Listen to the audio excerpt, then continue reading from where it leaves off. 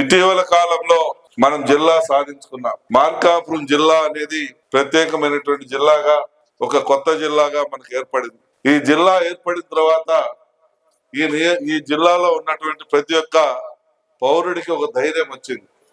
అరే, మా బ్రతుకులు మేము బ్రతకగలం, మా బ్రతుకులకు కూడా ఒక మంచి రూపం వస్తుంది, మా యొక్క బ్రతుకులు అన్ని బాగుపడతాయి, మేము పడినటువంటి కష్టానికి ఫలితం దక్కుతుంది అనేటువంటి భరోసాని ఈరోజు మన ప్రభుత్వం మనకు కల్పించింది. గతంలో ఏంటంటే చదువుకున్నటువంటి వాళ్ళకు ఏం చేయాలనో అర్థం కానటువంటి పరిస్థితి, ఏ ఉద్యోగం చేయాలన్నా ఉద్యోగాలు రానటువంటి పరిస్థితి, ఉద్యోగ అవకాశాలు కల్పించినటువంటి పరిస్థితి. గత 5 సంవత్సరాల్లో కొన్ని లక్షల మంది నిరుద్యోగులు తయారయ్యారు. ఈ నిరుద్యోగులుగా ఉండకుండా వాళ్లకు పని లేకపోయేసరికి పెడ మార్గాన పట్టారు. దీనివల్ల రాష్ట్రం అంతా కూడా భ్రష్టు పట్టిపోయింది, ఇబ్బంది పడింది. కానీ ఈరోజు ఒక మంచి ప్రభుత్వం మీ ముందుంది. అనుక్షణం మీ బాగు గురించి ఆలోచన చేసేటువంటి ప్రభుత్వం పనిచేస్తా ఉంది. మీరు మోసే స్కూల్ బ్యాగ్ కానించి మీరు వేసుకునే చెప్పులు, షూస్ వరకు కూడా ఒక మంచి క్వాలిటీ పరమైనటువంటి క్వాలిటీ ఐటమ్స్ మీకు అందజేస్తూ ఒక క్వాలిటీ చదువును కూడా మీకు ఇవ్వాలని ఒక మంచి ఆలోచనతో ఈరోజు ఈ ప్రభుత్వం, మన ముఖ్యమంత్రి గారు కానీ, మన విద్యాశాఖ మంత్రి వర్యులు కానీ ఏ రకంగా మీకోసం కష్టపడి పనిచేస్తా ఉన్నారో మీరు కూడా తెలుసుకోవాలి. ఎందుకంటే ఈరోజు ఈ ప్రభుత్వం వచ్చి 18 నెలల కాలం. ఈ 18 నెలల కాలంలోనే ఇప్పటి వరకు 5 లక్షల పైచులకు నిరుద్యోగులకు ఉద్యోగాలు కల్పించారు.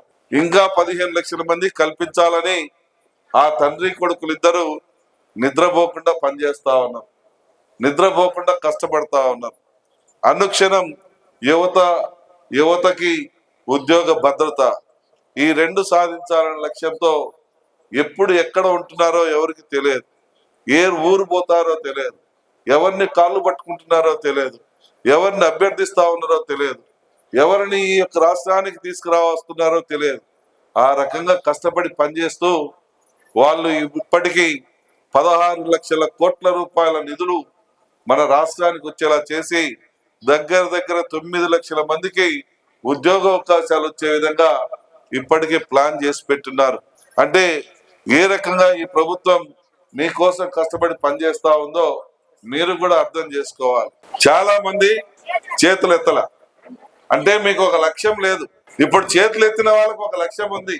మేమేం చదువుకోవాలి, మేము ఏం ఉద్యోగం చేయాలి, మా లక్ష్యం ఏంటి అనేది కొందరు ఎంచుకున్నారు. కానీ కొందరు ఎంచుకుంటేనే సరిపోదు, అందరూ ఎంచుకోవాలి. అందరూ ఎంచుకునే విధంగా మన టీచర్లు వాళ్ళని ట్రైన్ చేయాలి. టీచర్లు వాళ్ళకు ఒక దిశా నిర్దేశం ఇవ్వాలి. ఒక ఐఏఎస్ చదువుకుంటే ఏ రకమైనటువంటి పవర్ వస్తుంది, ఒక ఐపీఎస్ చదువుకుంటే ఏ రకమైనటువంటి పవర్ వస్తుంది, ఒక ఐఆర్ఎస్ చదివితే ఏమొస్తుంది, ఒక ఐఎఫ్ఎస్ చదివితే ఏమొస్తుంది, ఒక డాక్టర్ చదివితే ఏమొస్తుంది, ఒక ఇంజనీర్ అయితే ఏమొస్తుంది. ఇలా వాళ్ళకు తెలియజేయాల్సిన బాధ్యత మన టీచర్లకు ఇప్పటి నుంచే మనం తీసుకోవాలి. టీచర్లు అనేది ఏది చెప్తే అది విని ఆలకించి దాన్ని సాధన చేయటం అనేది మన విద్యార్థుల లక్షణం.